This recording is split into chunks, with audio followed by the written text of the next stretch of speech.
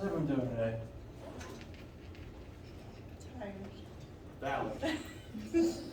Well, the good news is the weekend is nigh. Furthermore,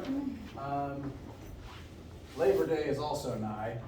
Now, tragically, school is still technically open, but we're not going to have lecture that day. So, formal statement, we will not have lecture on September 4th, Monday. Tragically, if you have Monday lab, we will still meet for lab that day, but no lecture. Sound fair? Yes. Okay. Now, speaking of next week's lab, that's when we start firing off cannons. So, it'll be a fun one. And in order to be able to do that, there's a few more math processes I want to familiarize you guys with first. So today we're going to begin in earnest describing two-dimensional motion, specifically in the form of projectile motion. I'm never going to be able to catch that again. Ooh, I'm going to not jinx myself. So, 2D motion today. Any questions before we get started? All right. So, on Wednesday, we began talking about how gravity very specifically causes a uniform acceleration downward of negative 9.8 meters per second squared. That acceleration only exists downward in the y-axis. It does not affect any hypothetical x-axis motion that is occurring simultaneously. The definition of falling, of projectile motion, is the state when an object is only accelerating due to gravity. And the definition of gravity, the definition of an object in free fall is that it is accelerating down at this rate and it is not accelerating in the x-axis. We've looked at one-dimensional motion so far, and the thing is, objects can move in more than one dimension at a time.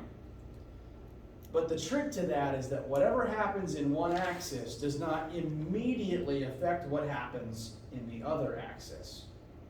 An object can be moving in the x and y axes simultaneously, but what happens in one does not immediately affect the other. As an example, last time I dropped two objects at the same time, and even though they have different masses and different weights, they still struck the ground at the same time. That is also true for two objects dropped at the same time, one of them falling from rest and the other launching sideways. So this is freeze frame, these are the frames of a video of a red and yellow marble launched simultaneously. The red one is dropped from rest and the yellow one is being launched sideways.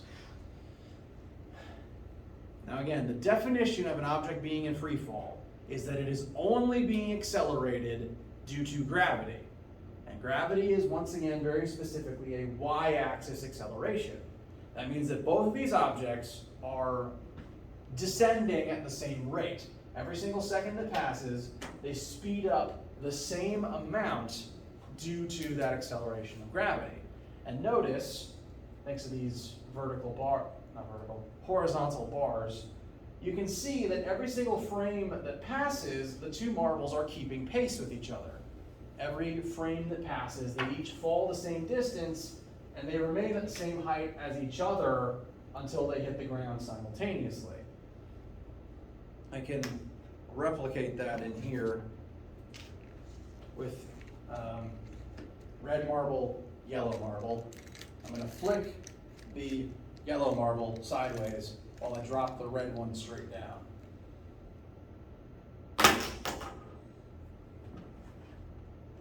Once again, they hit the desk at the same time. That is because their initial Y conditions are identical. The red one starts from rest, meaning its initial y speed, so here I have velocity initial for the red marble in the y-axis. There's a lot of subscripts. You want to make sure to label everything as clearly as you can. Velocity initial, red marble, y-axis is 0. It is falling from rest.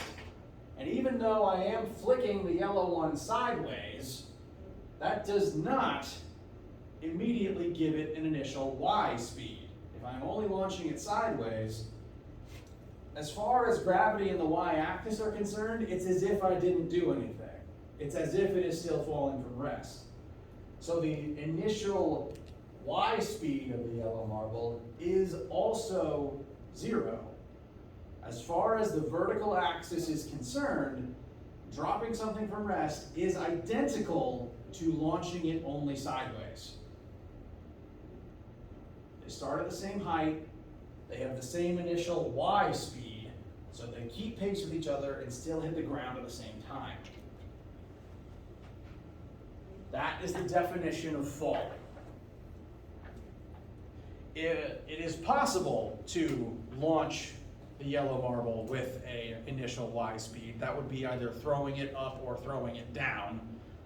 You can throw something downwards to make sure it hits the ground quicker, but that's not what's happening in this case. It's either dropping it or launching it sideways, and neither gives it an initial y speed. Therefore, vertically speaking, they go through an identical process, and that's why they're keeping pace with each other. Sound okay so far? Okay.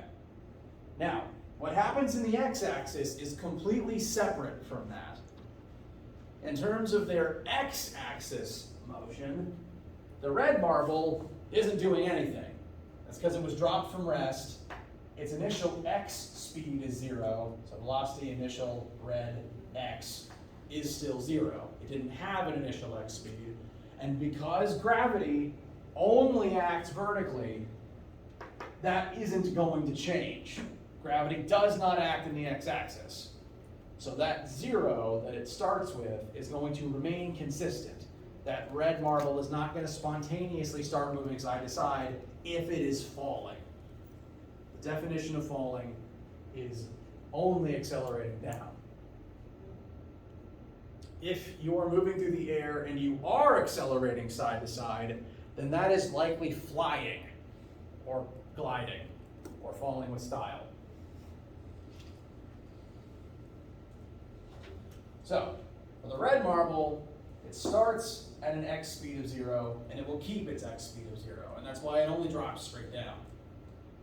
Now separately, the yellow marble does start with an initial x velocity, but because it is only accelerating down, this also won't change. The yellow marble's x speed will remain the same because it is not accelerating in the x-axis.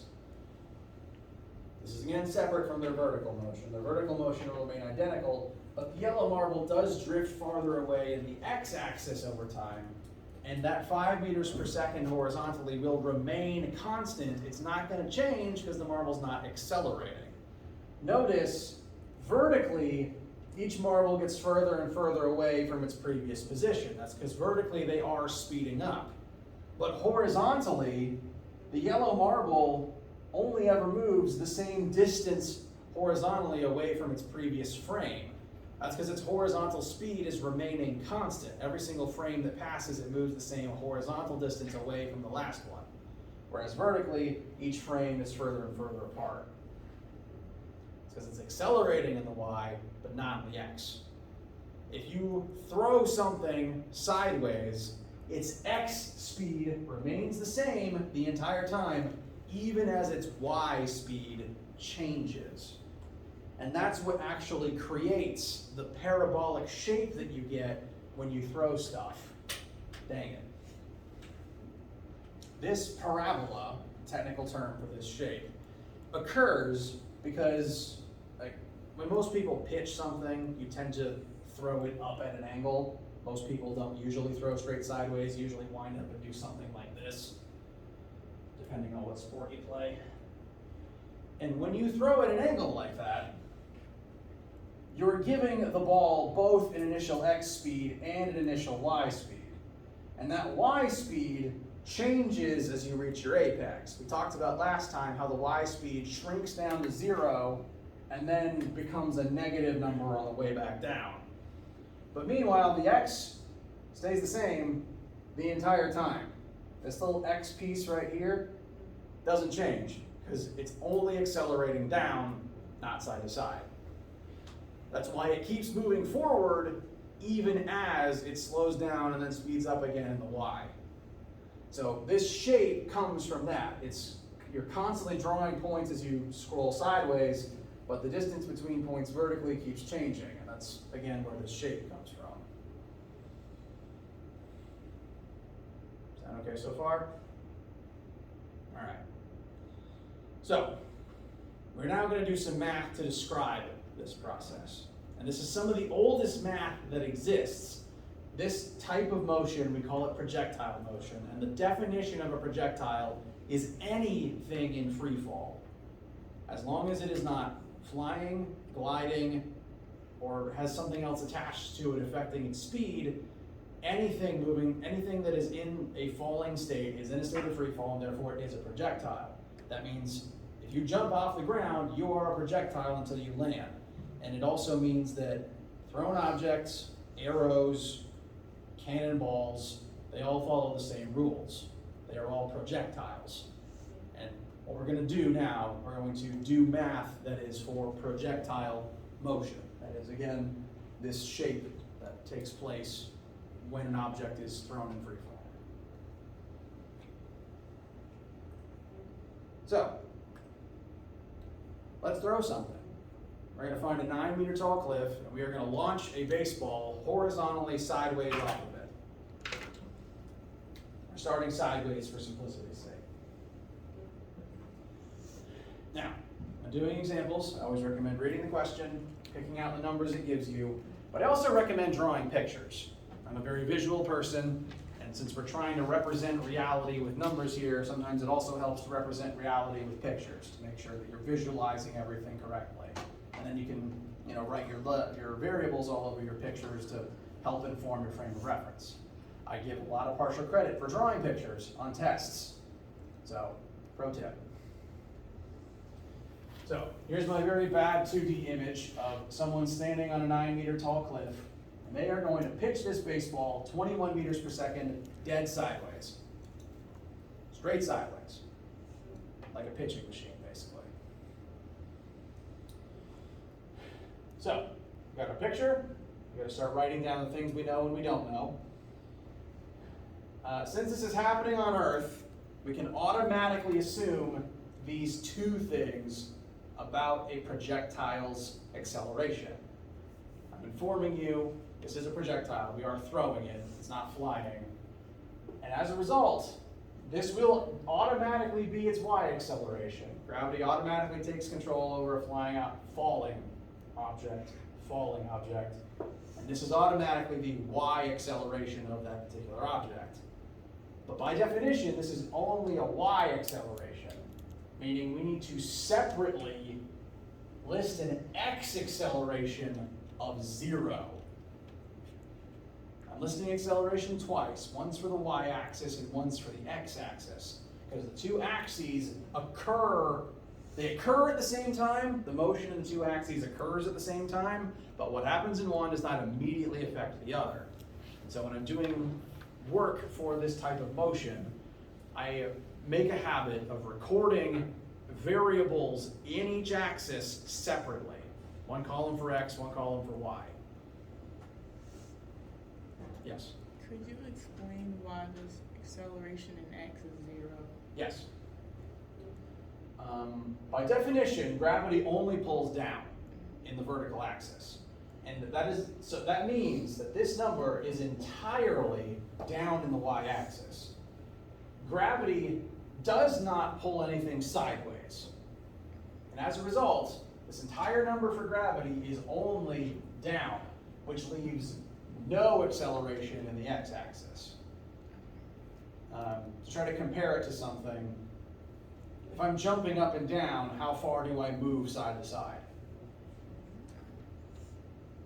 None, and that's because the two things occur separately. If something is entirely vertical, it leaves no x component behind.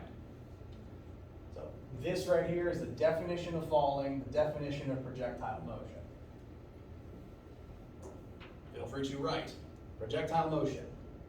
Ax is 0, Ay is negative 9.8, somewhere on your formula sheet.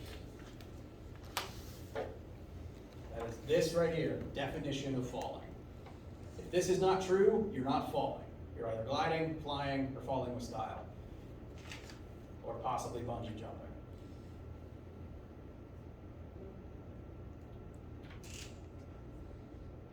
Does that answer the question? Yes. Okay. So, this is automatically true of the acceleration of this object. Now, we are separately told the launch speed of this particular baseball. And since we are launching directly horizontally, this entire 21 meters per second points exclusively in the positive x direction. So I'm going to take that 21 and I'm going to list it as velocity initial x. Since it's horizontal only, that number is exclusively x-axis. This means if this number is entirely x-axis, there is 0 y velocity initially. So I'm going to separately write VIY equals 0 meters per second. Yes? Since the horizontal acceleration is 0, would you have to put VI because it wouldn't be changing at all? That is a correct observation. If you are not accelerating in the x-axis, this number is not going to change. So yes, this would also be the final x velocity until it hits the ground. So, astute observation, very true. Additionally, as I'm writing these, depending on your relationship with math, it may help if you were to visualize these in like a component vector form.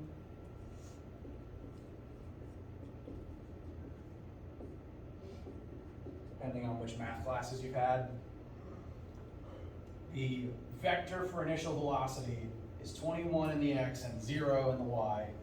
It points only in the x direction. Meanwhile, the acceleration vector points 0 in the x and negative 9.8 in the y. So it'd be like if I'm drawing a line straight down and a line to the side. So, totally valid way of writing out your vectors.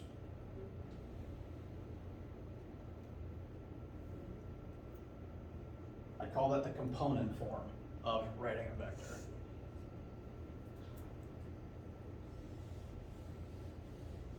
I'm listing them like this with x and y because of the method that I use for the math. We're also told that we're going to start on top of a 9-meter tall cliff. We're just going to assume the ball launches from 9 meters. So that is the ball's initial y position, is 9 meters above the floor of the canyon. And that means that separately, if we consider this point here to be the origin, 0, 0, this point would be 0, 9, and this point would be something, 0.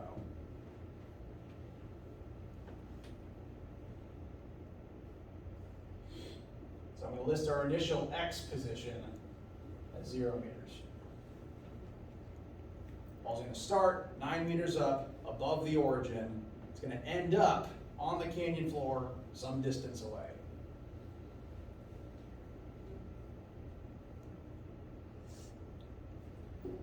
Variable process feel okay? Does it not feel okay for anybody? All right. So this is all the information that the problem tells us and also implies. And so now we got to start declaring things and solving for things. I actually kind of already answered the first two. What is the initial x and y velocity of the ball? Its initial velocity is 21 in the x, 0 in the y, because we are only throwing it sideways. Separately, what is the x and y acceleration of the ball? It's accelerating down and not at all sideways. So in the process of listing my variables, I've addressed those first two already. Does that sound okay? All right. So, first thing we're going to use math to solve for. How much time will pass before the ball hits the ground? This is, I called it before, hang time, the time something spends in the air.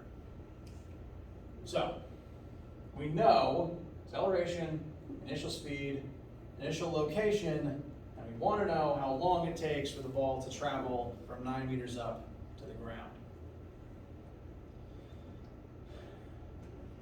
So considering what we know and what we want, what formulas seem like good options to explore of the four we've looked at so far?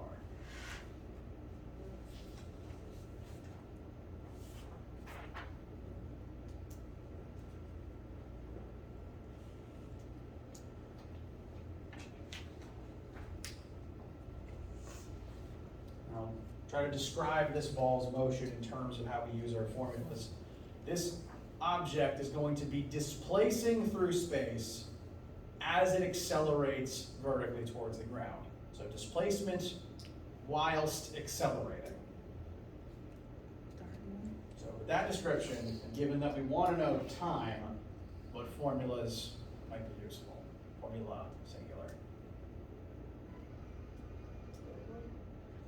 Sorry? Third one. Honestly, out of all four of them, third one's going to be useful most of the time. So I've already written it. Now, we're going to use this formula.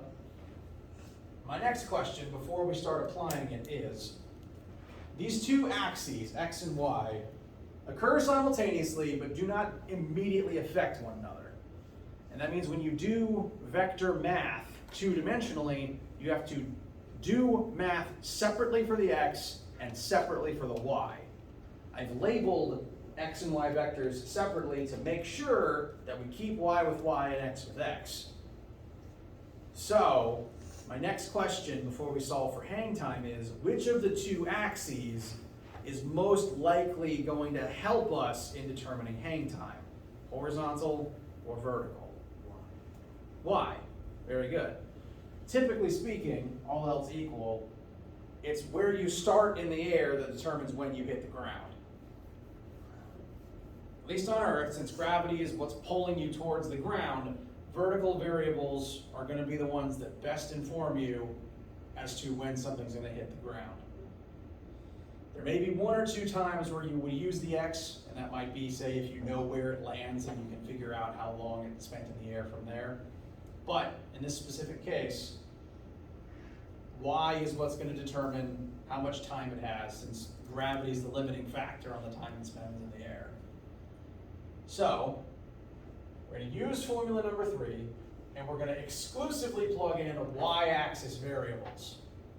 So here I've written it out as delta y equals VIY times t plus 1/2 AY times t squared. Feel good before we start solving? All right. Now, again, we want to make sure to only pull in the y-axis stuff. So, for delta y, that is going to be the change in the ball's position from start to finish. We're starting 9 meters up, and we're going to end on the canyon floor at a height of 0. Delta anything is always final minus initial. So that's going to take the form of 0 minus 9. That's because the ball lands beneath where it begins. It is trending downward. So its overall displacement, start to finish, makes sense as a negative number.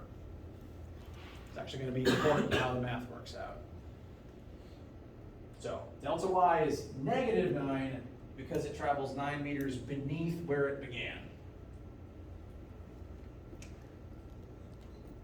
Next, our initial y velocity is 0, which is actually convenient because that's just going to eat this t here. We're not going to have to worry about it. Then plus 1/2 times our y acceleration, that's the negative 9.8, we're accelerating down. You do want to make sure that negative ends up in there. And then times t squared.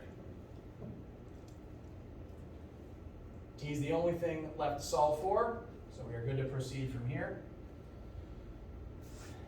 Remember on Wednesday, when we used this formula, I mentioned that sometimes it might end up in a quadratic.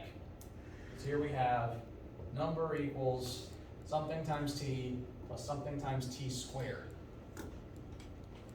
So we will have to do quadratics from time to time. But conveniently, like on Wednesday, we kind of avoided here by an interesting loophole, since one of the t's is being multiplied by 0, and it's just going to vanish. So to simplify the next line, negative 9 equals 0, t's gone, 0 times anything is still 0, minus 4.9 t squared. If that t didn't go away, we'd have to do a quadratic, but we don't today. Can't escape it forever though, it will catch up with us. Any questions that are arriving at this point? All right. 0 is just going to vanish, so I'm just going to assume it isn't there. And I'm going to, so my next step is going to be dividing both sides by negative 4.9. So negative 9 over negative 4.9 equals t squared. This is why the two negatives are important. If we didn't make the 9 a negative number, then we'd have 9 over negative 4.9. We'd have a negative, and then take the square root of a negative. The calculator doesn't like that. So it was very important here that both of these numbers were negative so that they cancel out during this step before we take the square root. So ultimately, t should equal the square root of 9 over 4.9, which, if memory serves, is about 1.38 seconds. That's the time it takes for the ball to descend from 9 meters up to the ground. How's this feel?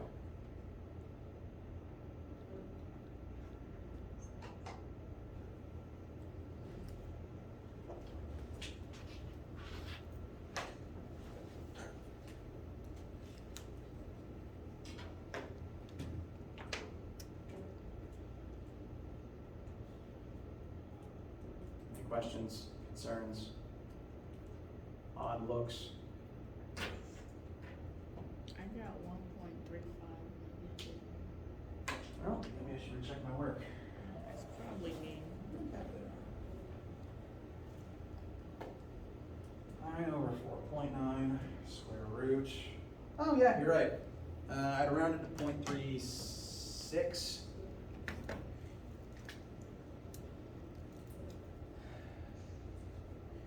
Thank you for pointing that out.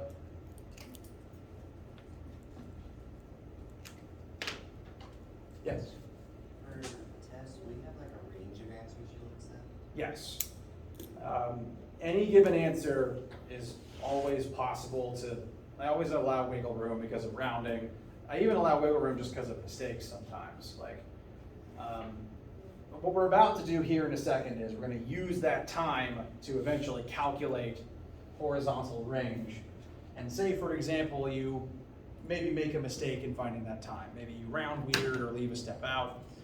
And so at arriving at that answer, one, as long as it's close and I can see you did all the right steps, I give you full credit. But even if you did make a mistake at arriving at time, as long as you then use that number, whatever you get, correctly in the next part, because sometimes the answers build on each other here. Like, we're going to find time and then we're going to use that time to find something else. Since stuff builds on each other, I don't want to like count off again if you use the incorrect answer to then find a second incorrect answer. So when I'm grading, one, again, I give super partial credit for every single step on your way to here. And even if this is wrong, if you then use it successfully in the next part, you get full credit for the next part. So yes, it is okay if your answer is not exactly the same. And it is also okay if you get a wrong answer, but then use it correctly in the next part. Did that answer the original question? Okay. My wife helps me grade things sometimes, and her view on numerical answers is a little more black and white than mine. I like write on my answer key what I got for it, and if I'm grading it, if it's, you know, rounded to like the to the hundredths place, I will usually glance over it to make sure that all the algebra is correct, but it's fine. My wife, meanwhile, looks at it and says, well, that's not the exact thing that I wrote, so wrong. Or rather, she brings it to my attention, and then I say, no, it's right, and she's like, it is? Okay. But that's why I check everything that she helps me with.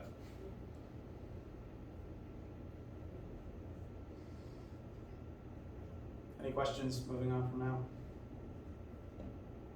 Feel good about that time in the air? All right. Now, that number, that 1.36, is going to be true for pretty much anything falling from rest from 9 meters up. As long as it has an initial y velocity of 0, anything falling from 9 meters up will hit the ground after this amount of time. And that is including if it was thrown sideways. And that's actually a pretty long time to be in the air. This is about falling off of a 3-story building. And now we're going to use that time to help us figure out the last part here. How far away from the base of the cliff will the ball hit the ground? So, separate part now. And we're actually going to be switching gears. We were just a second ago using the y-axis. Now we're going to use the x-axis. What we're solving for here is the horizontal range of the projectile. We want to know how far it'll travel, where it will land. This is the part of the math that was very important to the people who invented it a couple millennia ago. Because if you are launching anything off of a cliff, you want to make sure it hits where you want it to. Because cannonballs are expensive, and getting close to your target only counts in horseshoes.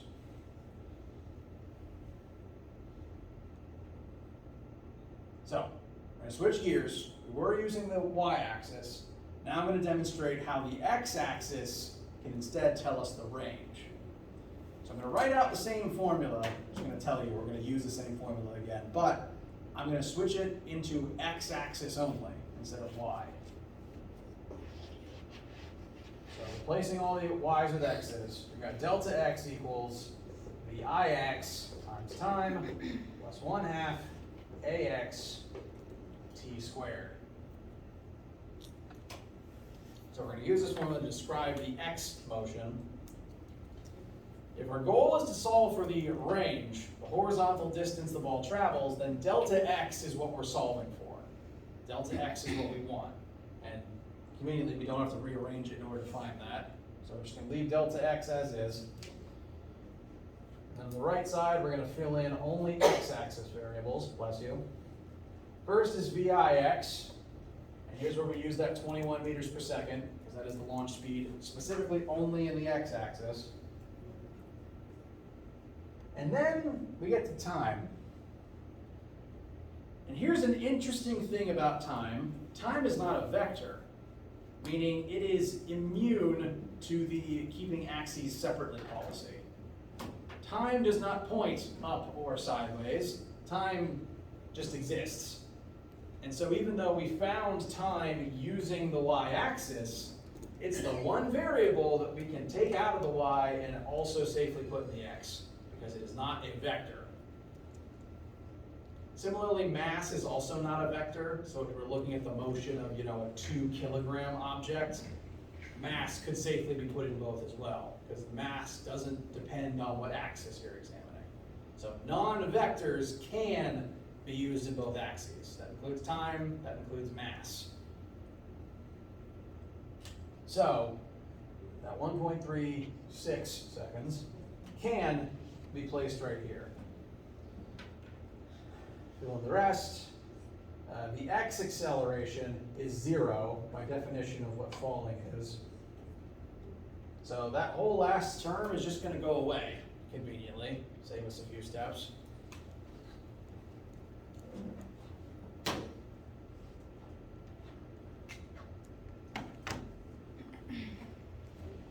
So really all we have to do is multiply the constant unchanging x speed by the the time of 1.36.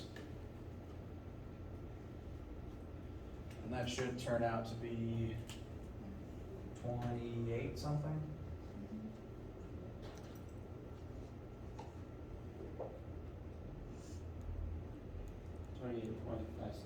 Thank you.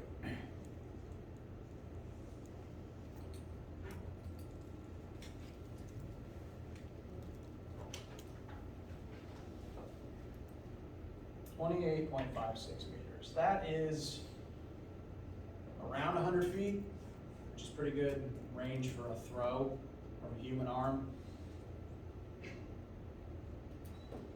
Any questions arriving at that answer? All right. Congratulations. This qualifies you more so than ship cannon operators used to be qualified. So now you can actually calculate the trajectory instead of eyeballing it.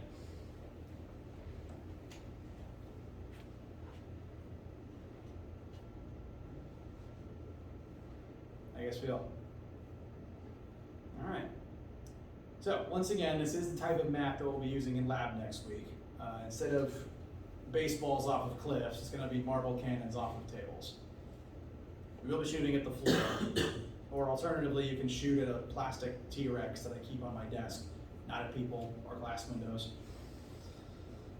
But this is the preliminary map that you'll be using for that particular exercise. We're actually going to do 2 cannon labs, one after the other. Next week is the intro. Week after that is making it complicated. Before that, though, there's one more thing I need to cover so that you'll be able to fire the cannons successfully. Notice here, we only launched the ball sideways, straight sideways, therefore the initial Y velocity is 0. But that's not always true. In fact, whenever humans tend to throw things, we tend to launch at an angle. And if you do that, then you are not only launching forwards, you are also launching up. Therefore, you have a non-zero initial Y velocity, and you have to take that into account. So in this case, initial Y velocity was 0, and that will not always be true. And to make sure you have notes for a time when it is not true, again, most humans tend to throw things slightly at an angle. And when you launch at an angle, that has the tendency to cause the projectile to rise slightly before coming back down. That affects the trajectory, that affects the amount of time it spends in the air. And since a lot of things are launched on angles, we have to be able to use that angle and figure out how much velocity is in the X versus how much is in the Y. Because if you know the speed you pitch at, that's all well and good, but if you're pitching at an angle, not all of that speed is in the X and not all of it is in the Y. Trigonometry tells us that this hypotenuse gets divvied up unevenly between the two. And so, if you haven't already, it's time to dust off trigonometry. This is going to be the extent of the geometry for this class, though. We're primarily going to be using it to define right triangles, figuring out the legs of right triangles, and only right triangles, because I find trig to be far easier for only right triangles. In physics, we can describe pretty much everything as a right triangle somehow. So, for a sample calculation, we're going to look at this cannon that is launching. Its launch speed is 100 meters per second. It could do that straight sideways, but here it is not. Here it is launching at a 75-degree angle. And before we could use this math from before, we need to figure out how much of that 100 is divvied up between the two axes.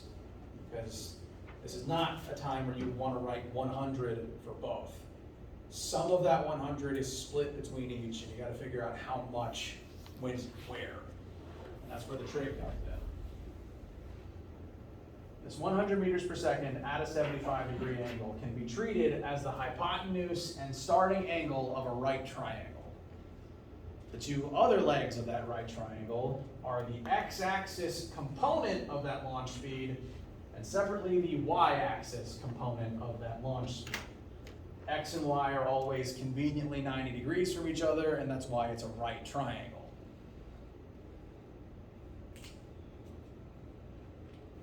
The orange marker is running out of ink, I'll use red now.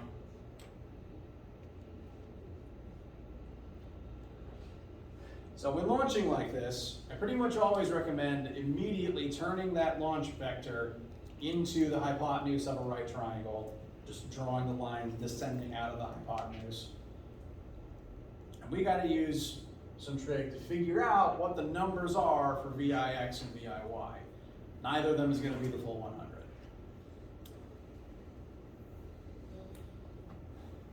So, it is time to recall everyone's favorite math acronym in order to scream at each other, SOHCAHTOA. This acronym, if you haven't used it in a while, is short for sine opposite hypotenuse, cosine adjacent hypotenuse, tangent opposite adjacent. And the purpose of this acronym is to remind us which trig functions can be used in conjunction with an angle and what legs of the triangle in conjunction with that angle. Write this on your formula sheet. SOHCAHTOA all over the thing if you want. You're also allowed to write this in conjunction with SOHCAHTOA. SOHCAHTOA is the mnemonic to remember it. These are the actual math functions that it represents. SOH is short for sine of a triangle angle equals opposite over hypotenuse. CAH is short for cosine of an angle of a triangle equals the adjacent leg over the hypotenuse. And TOA is short for tan of a triangle angle equals opposite leg over adjacent leg. Again, write all this anywhere you want on your formula sheet. Absolutely legal. The purpose of these is to help us take the starting information we have, in this case, the hypotenuse of this triangle and this starting angle, and use it to figure out the other angles and the other legs. And in this particular case, the horizontal leg and the vertical leg represent the X launch speed and the Y launch speed. Two numbers that we need to be able to plug them into the correct spots of these equations. Feel okay so far? Conceptually at least? All right. Now in order to use these, first we have to draw out our triangle and determine what we know about it. The 100 meters per second is automatically the hypotenuse leg of the right triangle because it's the slanted leg. Hypotenuse is automatically the slanted one. And we are 75 degrees from the x-axis, and then separately the y-axis points straight up.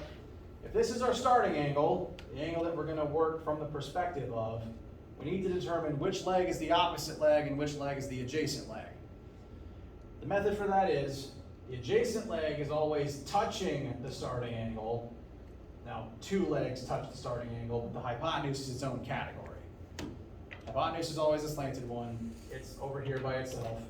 So the adjacent leg is the straight one touching the angle you're starting from, whichever of the two is not the hypotenuse. And then lastly, the opposite leg is the straight leg that just isn't touching the angle at all. I usually draw a line coming straight away from the angle and a line tilting down from the angle to help keep them straight. So straight out is op, slanted down is adj. So we have labeled hypotenuse, opposite, and adjacent. We have one of those sides and a starting angle to work from. That's all the information you need to be able to use these trig functions to figure out all the other pieces of the triangle.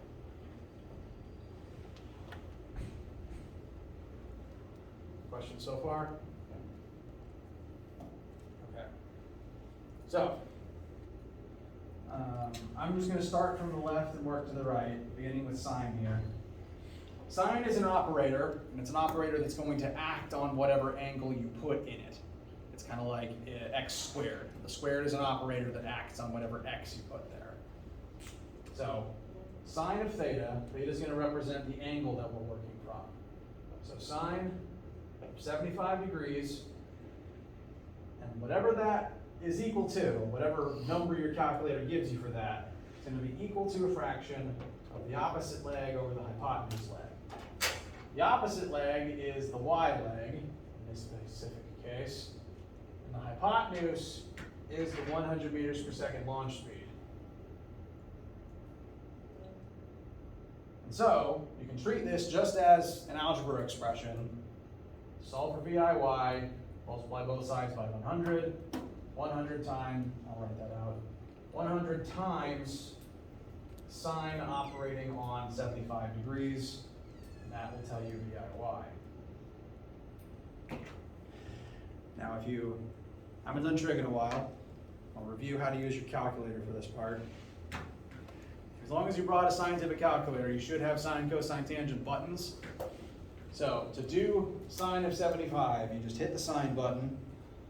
It opens up the sine function, sine, open parentheses, and then you put whatever you want inside the parentheses. Here it's going to be 75 degrees. Close parentheses, hit enter, and it's going to give you a weird looking number that is equal to the sine operator acting upon this angle. So again, it's like an operator, like squared or square root. It's performing pre-assigned math, whatever number you put there. To do this correctly though, you want to make sure your calculator is in degrees mode instead of radians mode. Now if you're not using a Texas Instrument, where that's hidden may be slightly different. Feel free to show me your calculator and I'll help you figure it out if so. But if you're using a similar model TI, to check the mode, you just want to hit the mode button, and then you will see either, about 3 lines down, radians or degrees highlighted. As long as it's in degrees, you'll be fine. Put degrees in, you'll get a correct answer. So mine's in degrees. I put in 75 degrees, and it gives me 0.966. I also have to multiply it by 100, and that would tell us that the y leg of this triangle is 96.6 meters per second up. 75-degree angle means we are shooting very quickly upward in this case. It's a very high angle. It's not the full 100. We had to sacrifice some of the up in order to have an outward speed. So that's why it's not the full 100. But it's most of the 100. If you're throwing very high upwards, most of the launch speed ends up vertical.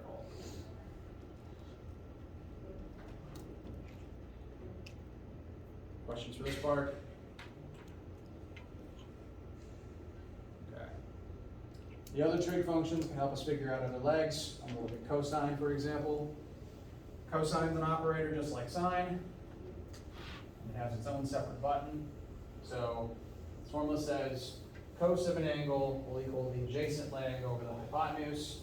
So cos of 75 will be the adjacent x leg over the same hypotenuse.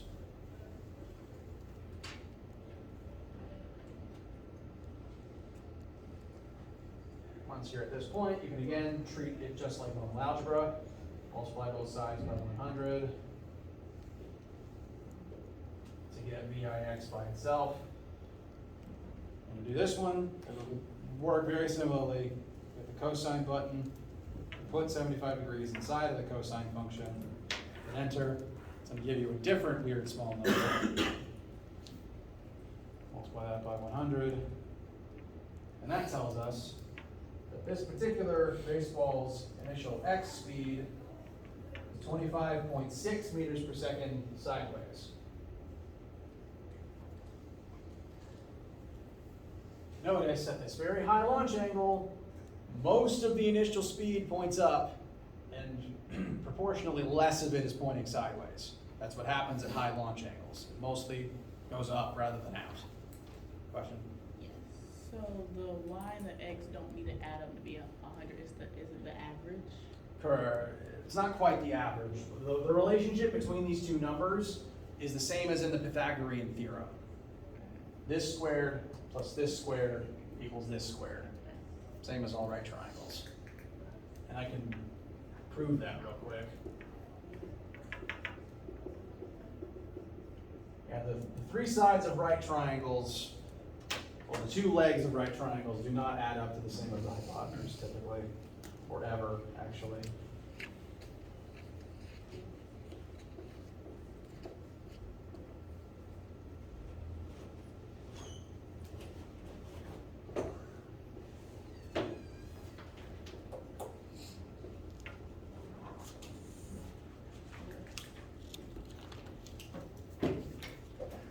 It's a little off due to rounding, but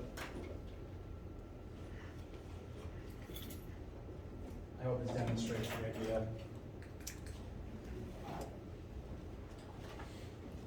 So, they do not add up to the hypotenuse. It's a Pythagorean theorem relationship, literally the Pythagorean theorem. And the two legs will always be smaller than the hypotenuse. And how they get divvied up is very uneven depending on the shape of the triangle. Very high angles, the vertical leg is bigger. Very low angles, the horizontal leg is bigger. If you're ever launching for distance, you want to go as far as possible. 45 is the magic angle. And uniquely for 45-degree angles, the two legs are the same size. Which we'll look at in lab next week. How you guys feel? All right. Let me know if you have any questions over the weekend. Do be looking over the chapter 1 and 2 homework. Working on that, we'll make sure that everything that follows makes sense. Let me know if you have any questions over the weekend. Have a great weekend. Remember, we don't have lecture on Monday. So, enjoy your morning. Have a great day.